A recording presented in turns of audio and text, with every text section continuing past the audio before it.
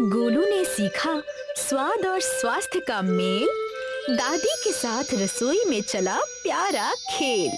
नारियल के पराठे में छुपा मीठा संदेश, बांटने में है असली खुशी का उत्सव देश। मिठास सिर्फ चीनी में नहीं बसती यहाँ, करुणा और साझा करने में खिलती है हर दुआ।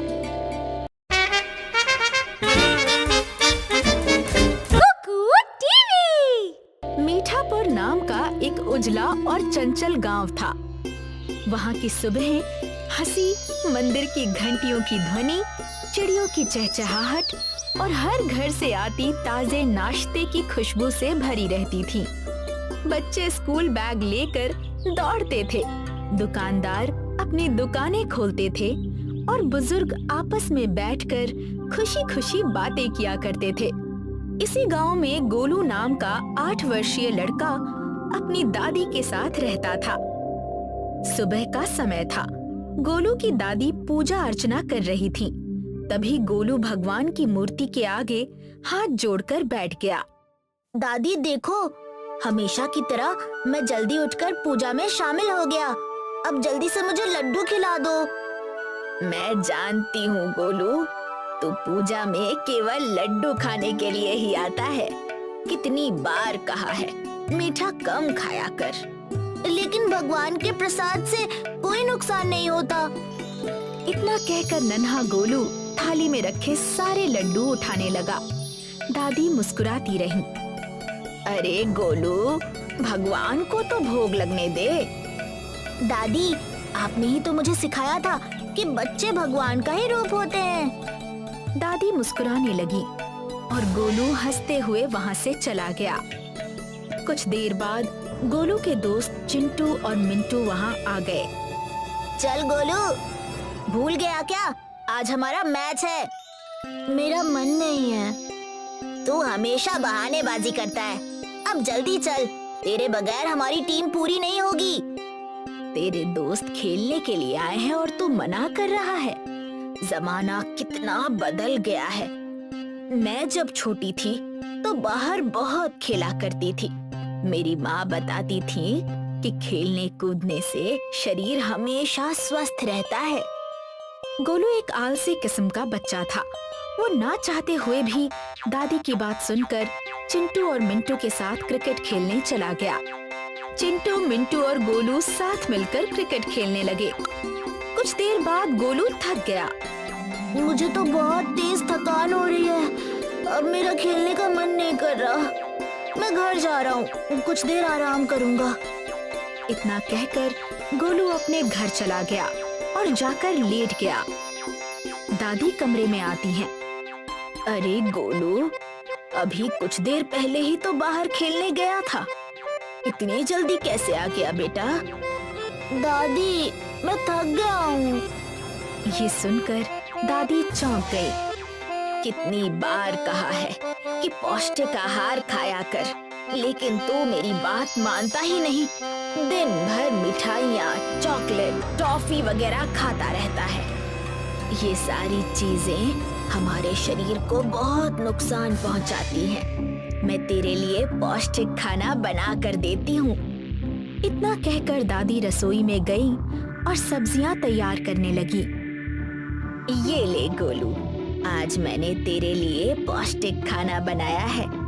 ये तुझे खाना ही पड़ेगा। तू रोटी बिल्कुल नहीं खाता। गोलू मुंह बनाकर थाली की ओर देखने लगा। दादी, मुझे ये सब्जियां देखकर उल्टी आती है। आप मुझे कुछ पैसे दे दीजिए, मैं बाहर जाकर चॉकलेट और टॉफी खा लूंगा। उसी से मेरा पेट भर जाएगा। ये सुनकर दादी थोड़ा गुस्सा हो गई। गोलू, इस तरह तो तू बीमार पड़ जाएगा। नहीं, मैं तुझे पैसे नहीं दूंगी। तुझे यही खाना पड़ेगा। गोलू बहुत जिद्दी था। वो मानने को तैयार नहीं हुआ। लेकिन दादी, मैं तो चॉकलेट और टॉफी ही खाऊंगा। गोलू की जिद के आगे दादी कुछ देर बाद हार गई। अच्छा ठीक है बाबा, मैं तुझे पैसे दे दूंगी। तू बाहर जाकर चॉकलेट और टॉफी खा लेना, लेकिन उसके लिए तुझे कम से कम 1 रोटी तो खानी ही पड़ेगी। तूने देखा नहीं, थोड़ी देर क्रिकेट खेलते ही थक गया। अभी से ये हाल है तो जवानी में तेरा क्या होगा। इतना कहकर दादी ने गोलू को जबरदस्ती एक रोटी खिलाई। गोलू मुंह बनाते हुए दादी के हाथ का खाना खाने लगा। कुछ देर बाद दादी ने उसे पैसे दिए। गोलू तुरंत बाहर चला गया, दुकान से चॉकलेट और टॉफी खरीदी और खाने लगा। दादी तो पागल हो गई है। जो मजा चॉकलेट और टॉफी खाने में है, वो मजा भला रोटी और सब्जी खाने में कहाँ से आएगा। गोलू की दादी दूर से उसे चॉकलेट और टॉफियां खाते हुए देख रही थी। उनके चेहरे पर मुस्कान नहीं थी, बल्कि चिंता की लकीरें साफ दिखाई दे रही थी। उनका मन भारी हो गया था। अब तो मुझे गोलू को देखकर चिंता होने लगी है। मुझे जल्द ही कुछ न कुछ करना होगा, वरना ऐसे तो गोलू बुरी तरह से बीमार पड़ जाएगा। अगले दिन दादी फिक्र में डूबी हुई गोलू के लिए पौष्टिक नाश्ता बना रही थी। उन्होंने मन ही मन ठान लिया था कि अब गोलू की आदत बदलनी ही होगी। नहीं दादी, मुझे बिल्कुल भी भूख नहीं लगी है। मैं खेलने के लिए जा रहा हूँ। ये सुनकर दादी चौंक गई। उन्हें गोलू की बातों में बहाने की गंध साफ महसूस हुई। मैं तेरी बहानेबाजी सब समझती हूँ गोलू। कल जब तेरे दोस्त तुझसे मिलने आए और खेलने को कहा, तब तूने मना कर दिया और आज तुझे खेलने की जिद सवार हो गई। मैं जानती हूँ ये सब तेरे बहाने हैं पौष्टिक खाना खाने से बचने के। गोलू ने दादी की बात का कोई जवाब नहीं दिया और दौड़ते हुए बाहर चला गया। मैदान में चिंटू और मिंटू फुटबॉल खेल रहे थे। गोलू उनके पास पहुंचा। अरे, आज तुम दोनों क्रिकेट नहीं खेल रहे, फुटबॉल खेल रहे हो। हम चाहते थे कि तू भी हमारे साथ क्रिकेट खेले, लेकिन तुझे क्रिकेट में कोई दिलचस्पी नहीं, इसलिए हमने फैसला किया है कि अब हम फुटबॉल खेलेंगे। मैं भी फुटबॉल खेलूंगा। ये सुनकर मिंटू हंसने लगा। पागल हो गया है क्या? तू फुटबॉल कहाँ से खेलेगा? हम दोनों को देख, हम फिट हैं। जब हम दौड़ते हैं ना, तो बिल्कुल नहीं हाफते। फुटबॉल खेलना स्वस्थ शरीर वालों का काम होता है, और तू कितना कमजोर है। मिंटू की बात सुनकर गोलू चौंक गया। उसके मन को ये बात बहुत बुरी लगी। किसने कहा कि मैं कमजोर हूँ? अरे, सारा गांव कहता है कि तू कमजोर है। सब जानते हैं कि तू पौष्टिक आहार नहीं लेता, ना रोटी खाता है ना सब्जी, तू केवल मिठाइयाँ और चॉकलेट ही खाता है। ये सुनकर गोलू को गुस्सा आ गया। अरे, हमारे गांव का नाम मिठाईपुर है। गांव का नाम मिठाईपुर होने से क्या होता है? इसका मतलब ये थोड़ी है कि हम असली खाना छोड़कर केवल मिठाइयाँ ही खाते रहे। तुम्हारा मतलब क्या है? क्या मिठाइयाँ और टॉफियाँ असली खाना नहीं है?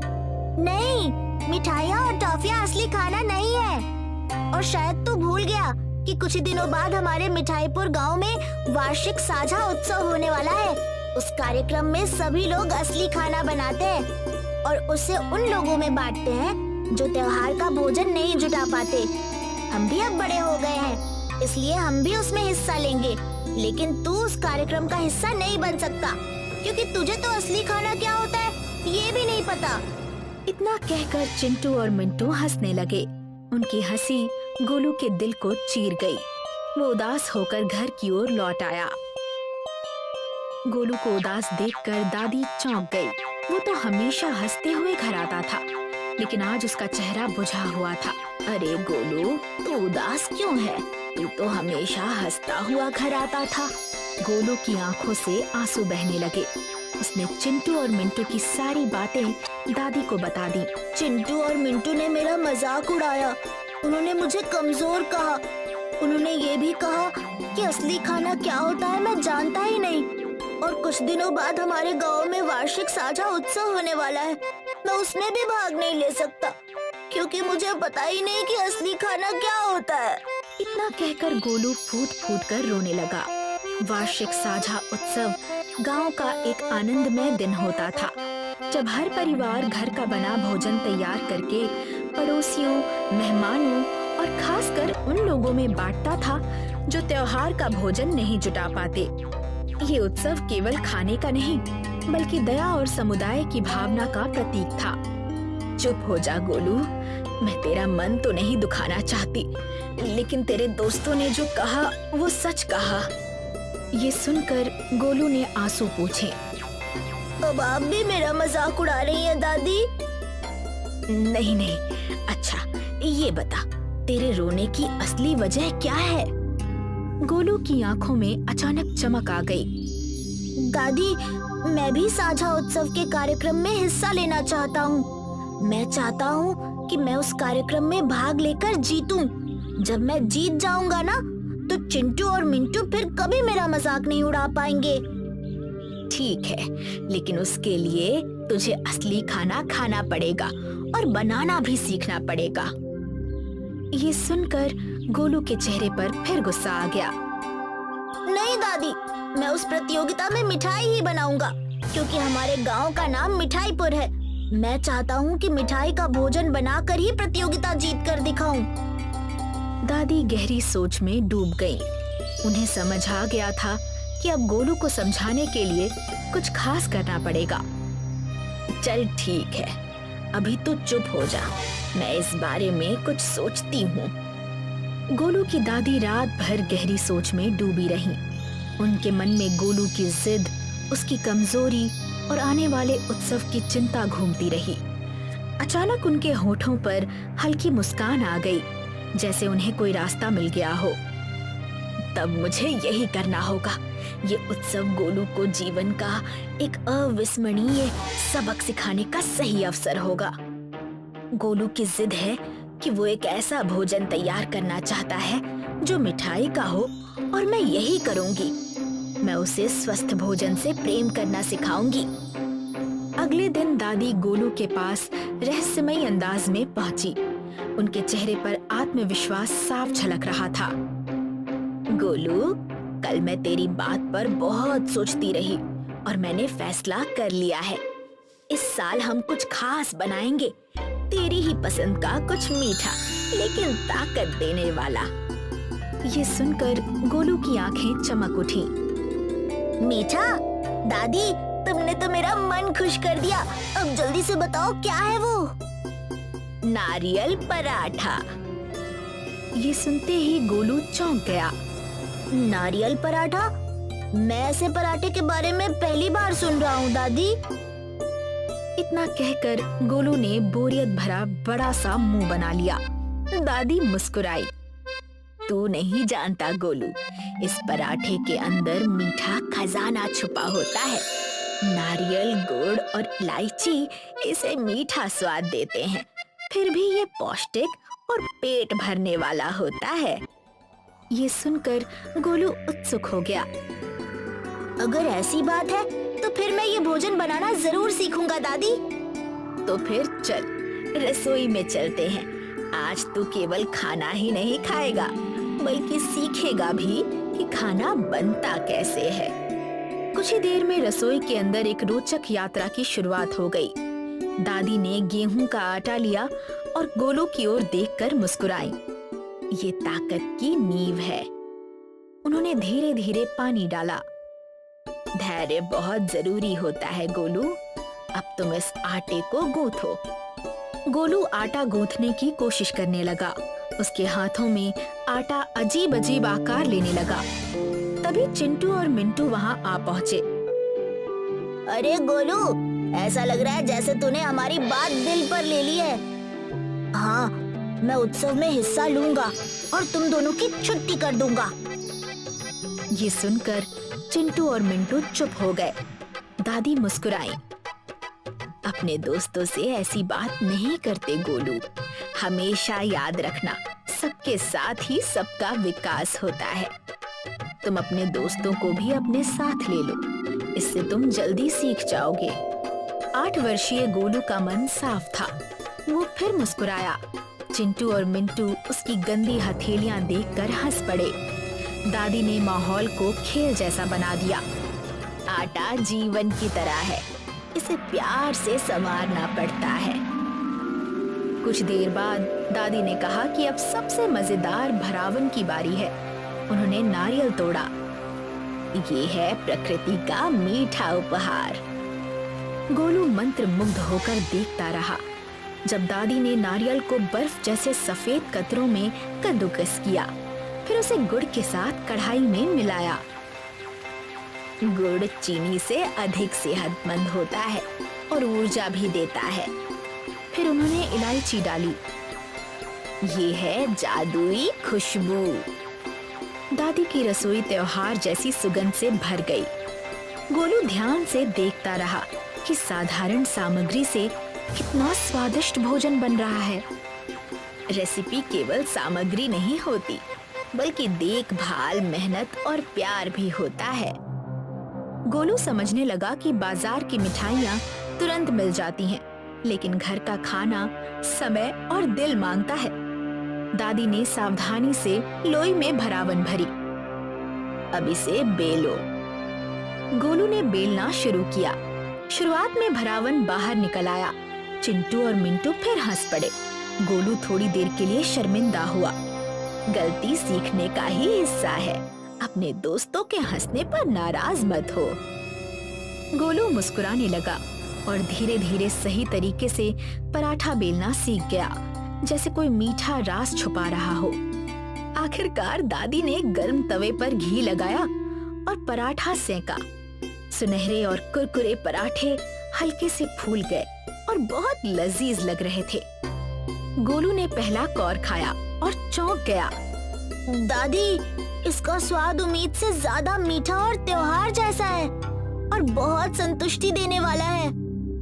पहली बार गोलू ने महसूस किया कि सेहतमंद भोजन भी स्वादिष्ट हो सकता है। दादी, मैं साझा उत्सव के लिए बहुत सारे नारियल पराठे बनाऊंगा। ये सुनकर चिंटू और मिंटू उसकी ओर देखने लगे। क्या तू हमें भी इसमें शामिल करेगा? हाँ हाँ, क्यों नहीं। गोलू की बात सुनकर चिंटू और मिंटू खुश हो गए। रसोई में अब केवल पराठों की खुशबू ही नहीं, बल्कि दोस्ती और समझदारी की मिठास भी फैल चुकी थी। कुछ दिन बाद उत्सव का दिन आया।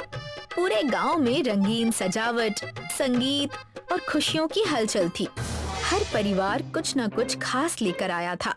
कहीं खीर की खुशबू थी, कहीं पोहे की भाप उठ रही थी, कहीं पूरी और लड्डू सजे हुए थे।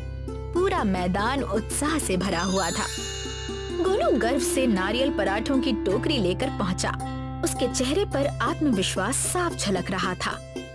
गोलू, ये तो बड़ा ही साधारण पराठा लग रहा है। एक बार खाओगी तो फिर इसके ही गुण गाओगी। जैसे ही बच्ची ने पराठे का एक कौर खाया, वो हैरान रह गई। ये तो कमाल है। इस तरह का स्वादिष्ट पराठा तो मैंने अपने जीवन में कभी नहीं खाया। ये सुनकर सारे बच्चे पराठे खाने लगे और एक एक करके सब हैरान रह गए। देखते ही देखते गोलू का व्यंजन पूरे उत्सव का आकर्षण बन गया। तभी गोलू की नजर एक छोटी सी लड़की पर पड़ी, जो भीड़ से दूर चुपचाप बैठी थी। उसकी आंखों में उत्सव की चमक नहीं, बल्कि उदासी थी। तुम यहाँ उदास क्यों बैठी हो? सारे बच्चे तो खुश हैं, हंस रहे हैं, खेल रहे हैं। क्या नाम है तुम्हारा? मेरा नाम रानी है। इतना कहकर रानी ने अपना पेट पकड़ लिया। मैंने सुबह से कुछ नहीं खाया। ये सुनकर गोलू चौंक गया। लेकिन क्यों? मेरी माँ बीमार है। उनकी बीमारी की वजह से हमारे घर में त्योहार का खाना बनाने के लिए कुछ भी नहीं बना। गोलू को दादी की बात याद आ गई। भोजन कृतज्ञता और बांटने का माध्यम होता है।